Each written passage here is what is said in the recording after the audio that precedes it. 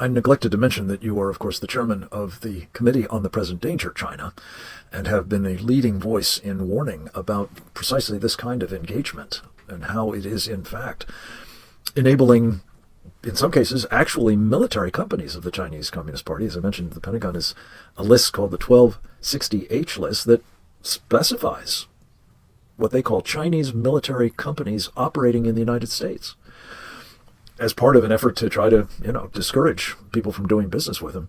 And yet we still see people being able to invest in them, in other words, keeping them in business.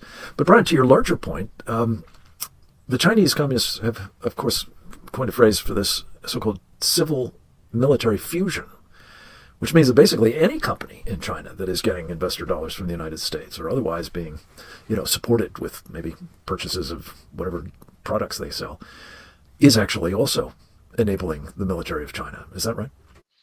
Yes, of course it is. I think our challenge here, Frank, is that they're going to take whatever money they can get out of the United States in whatever form they can get it. And I think we've learned the lesson that you need a government agency here preventing that from happening. You need laws for making that possible.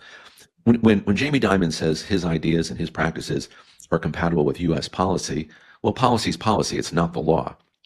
And there's always enough wiggle room in the area of policy to drive a truck through whatever it is that Americans want to restrict reasonably.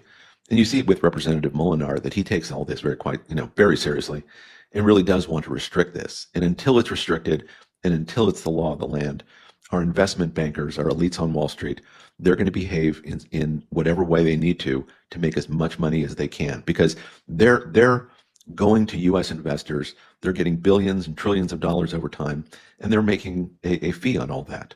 And they're becoming quite wealthy in the process. And so they look at the U.S. government and U.S. policymakers as more or less fools. And they know they're not going to stop until it's the law of the land. Yeah. We don't have patriotic businessmen, unfortunately. Yeah.